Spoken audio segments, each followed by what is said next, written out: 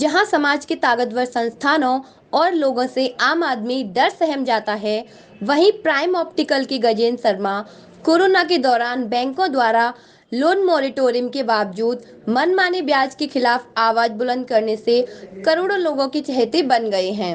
भारतीय न्यूज 24 को दिए विशेष साक्षात्कार में गजेंद्र शर्मा ने बताया कि जब उन्होंने बैंकों की मनमाने ब्याज के खिलाफ न्यायिक लड़ाई लड़ने का फैसला किया तो उन्हें हर तरफ से हतोत्साहित करने की कोशिश की गई, लेकिन उन्होंने हिम्मत नहीं हारी और अपने संघर्ष को जारी रखा। उन्होंने बताया कि उन्हें आम लोगों से भरपूर सहयोग मिल रहा है और उन्हें उम्मीद है कि जल्दी ही सुप्रीम कोर्ट का फैसला उनके हक में आएगा। मैं हूं अमित शर्मा और आप देख रहे हैं भारतीय न्यूज़ 24। अन्याय सहना उतना ही बड़ा अपराध है, उतना ही बड़ा पाप है जितना अन्याय करना। अगर हम अन्याय के खिलाफ आवाज़ नहीं उठाते हैं तो ये अन्याय करने के समान ही है। इसी विचारधारा को आगे बढ़ाया हमारे साथी श्री गजेंद्र शर्मा जी ने। गजेंद्र शर्मा जी ने उस संस्था के अगेंस्ट आवाज़ उठाई जिसके अगेंस्ट कोई आवाज़ उठाने की हिम्मत नहीं करता। इन्होंने आवाज़ उठाई आरबीआई के अगेंस्ट और आरबीआई के एक डिसीजन के अगेंस्ट जिसके तहत जो बैंकों के द्वारा ब्याज पे जो छूट दी जानी थी उसको दुरुपयोग किया जा रहा था।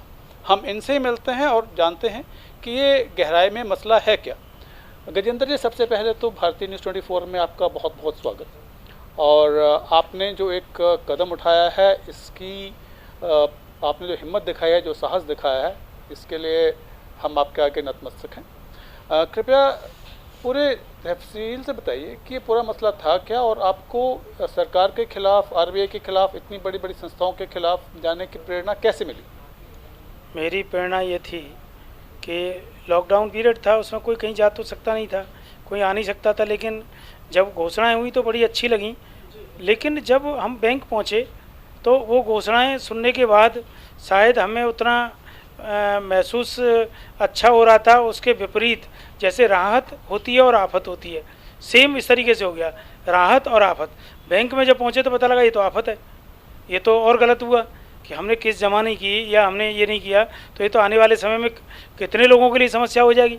चलो कोई बात नहीं है, कई लोग तो बिल्कुल ही बेचारे जो है जिनकी नौकरियां चली गई, जिनके इस तरीके से हो गए, तो मैंने बहुत सारे विचार आए और विचार आते आते एक देवीय कृपा से एक ऐसा विचार आया कि मैंने अपने परिवार में भी कहा, मैंने अपनी वाइफ, अपने बच्चे, और मेरा बच्चा एडवोकेट है सुप्रीम कोर्ट में, और मेरे पिताजी, माताजी, तो सभी लोगों ने मुझे खुशी इस बात की हुई कि सभी लोगों ने मुझे इसमें बहुत सहयोग किया और कहा कि तुम अपने लिए तो लड़ाई लड़ोगे लेकिन ये करोड़ों लोगों की लड़ाई होगी और बेटा हो सकता है ये हमारा आशीर्वाद तुम्हें बिल्कुल, और पूर्वजों का आशीर्वाद आपको बिल्कुल ऊपर तक, वहाँ तक ले जाएगा, जीत सुनिश्चित होगी तुम्हारी, क्योंकि अच्छा काम कर रहे हो।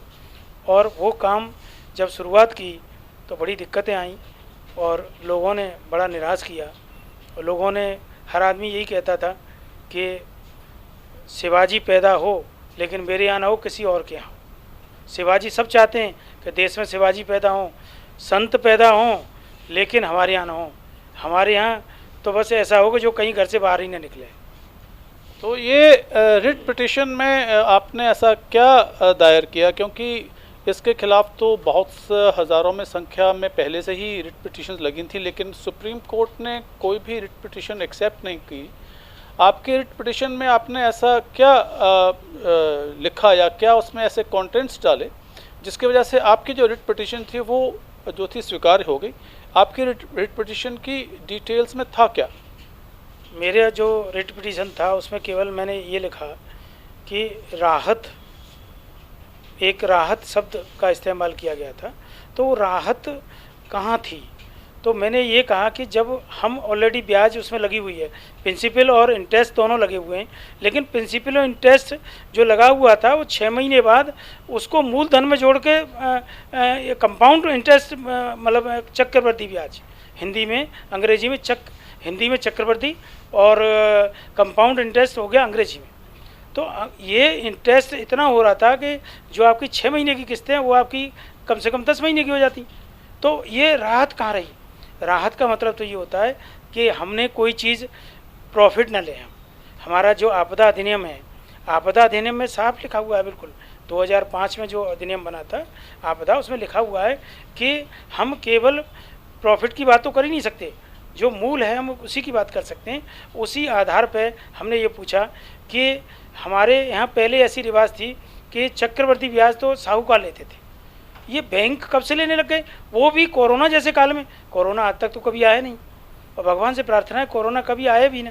लेकिन जब हम कह रहे हैं राहत और देश को बचाना है, तो देश को बचाने के लिए जो मध्यम वर्ग है, जो देने वाला वर्ग है, जो पूरा पे करता है, और जिसकी संख्या करोड़ों में है, करोड़ों में 50 करोड़ से ज़्यादा इस वर्ग में लोग आते हैं जो पीड़ित थे, और उन पीड़ितों के लिए ही ये लड़ाई शुरू की।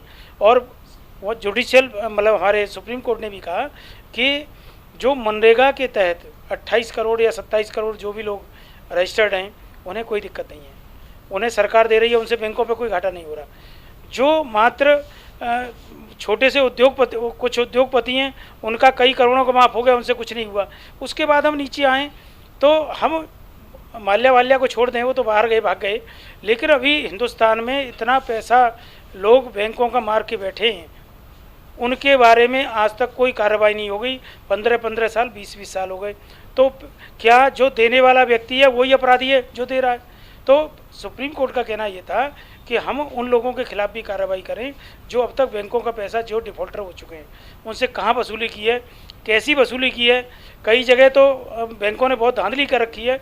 तो बात सरकार की नहीं है, बात बैंकों की सिद्धांत की है, बैंकों के नियम की है, और सरकार इसमें उचित और सही तरीके से कार्रवाई करेगी। निश्चित ही आम आदमी को, मध्यम वर्ग को उसका फ़ायदा मिलेगा।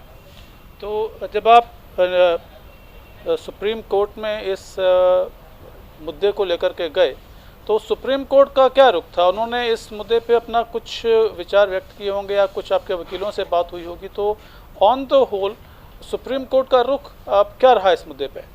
बहुत, देखिए, मैं आज सबसे बड़ी खुशी इस बात की हुई कि स्टार्टिंग में जब मैं गया तो मुझे बड़ा डर लग रहा था, क्योंकि हमारे सामने जो वकील, जो वहाँ का अधिवक्ता जो खड़े थे, बहुत सीनियर मोस्ट, और जिनकी राष्ट्रीय अंतर्राष्ट्रीय स्तर के थे वो लोग। तो मुझे डर लग रहा था कि यार न्याय तो केवल बड़े वकीलों से मिल सकता है, जो करोड़ 2 करोड़ खर्च करेगा न्याय उसी को मिलेगा। मेरी सोच लगभग ये थी। लेकिन आज मैं बड़ा खुश हूँ, आज मेरे भारत के संविधान में ऐसा नहीं है। मेरे साथ जो वकील हैं वो बहुत ही नए, बिल्कुल फ्रेशर वकील हैं, और वो उस केस को जीतने जा रहे हैं, और उम्मीद है, उसकी घंटी बज चुकी है कि हम निश्चित जीतेंगे, क्योंकि एक अच्छे कदम को सुप्रीम कोर्ट ने सराहा, और पहले दिन से ही सुप्रीम कोर्ट ने उसको जो है गंभीरता से लिया। और आज तक जो शब्द हमारे जस्टिस श्री अशोक भूषण जी ने कहा कि राहत कहाँ है, तो आज तक 10 बार सुनवाई हो चुकी है। बैंक, आरबीआई और अन्य अधिवक्तागण जो हमारे विपक्ष में खड़े हुए हैं, कोई आज तक ये नहीं बताया पाया कि राहत कहाँ है। बैंक्स अपना काम कर रहे हैं, अदालतें अपना काम कर रही हैं, लेकिन अदालतों के साथ एक बहुत जो शब्द जुड़ा हुआ है वो है तारीख। एक बहुत मशहूर फिल्म का डायलॉग भी है, तारीख पे तारीख पे तारीख। ठीक है, तो आपका क्या अनुभव कुछ इस किस्म का रहा कि आपको डेट्स पे डेट्स पोस्टपोन होता जाता रहा हो, क्या रहा? नहीं, मैं तो ये कहूँगा कि देखिए, कोई जब बड़ा मुद्दा होता है, तो राष्ट्रीय अंतर्राष्ट्रीय स्तर पर जिसका डिस्कस हो रहा होता है, तो उसे गंभीरता के साथ लेना चाहिए और सुनना भी चाहिए।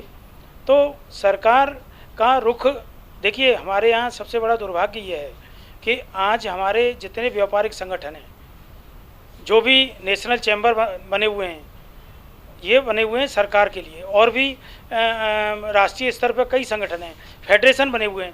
ये यदि सरकार तक हमारी बातों को सही तरीके से पहुंचाते रहें, अपने स्वार्थों को छोड़ दें, तो मैं गारंटी दे रहा हूं कि सरकार बहुत अच्छा काम कर सकती है और बहुत अच्छा काम करेगी। तो इस मामले में अगली सुनवाई कब है और आप क्या निर्णय की उम्मीद रखते हैं? 28 सितंबर इसकी उन्होंने कहा है, माननीय जस्टिस महोदय ने, कि 28 तारीख में मैं इसे डिसाइड करूंगा और फाइनल डिसीजन होगा। 28 के बाद किसी को भी कोई डेट नहीं दी जाएगी। आप जो भी देना चाहते हैं लिखित में दें, क्योंकि आज तक कभी किसी ने कोई लिखित में नहीं दिया। तो जस्टिस महोदय जी ने कहा है कि हमें अब सारी चीज़ें सबकी लिखित में चाहिए, जिसे जो कहना है वो रिटन में दे, सरकार दे, आरबीआई दे, बैंक दें, हम दें, कोई भी व्यक्ति हो सुप्रीम कोर्ट में जाने वाला वो लिखित में दे, उसका अध्ययन करेंगे और 28 में उसको बिल्कुल फाइनल डिसीजन के रूप में सुना देंगे। हम उम्मीद करते हैं, उम्मीद ही नहीं करते, हमें पूरा यकीन है कि सुप्रीम कोर्ट जो है 28 सितंबर का जो डेट है ये फाइनल डेट होगा और इस दिन न सिर्फ गजेंद्र शर्मा जी आप बल्कि करोड़ों भारतीय जो इस ब्याज के चक्कर में अभी तक उलझे हुए हैं, बैंकों के ब्याज पे ब्याज दिए जा रहे हैं, उनको भी बहुत बड़ी राहत मिलेगी आपकी इस पुरुषार्थ से। भारतीय न्यूज़ 24 को समय देने के लिए आपका एक बार फिर से बहुत बहुत धन्यवाद। वीडियो जर्नलिस्ट चांद खान के साथ अमित शर्मा, भारतीय न्यूज़ 24।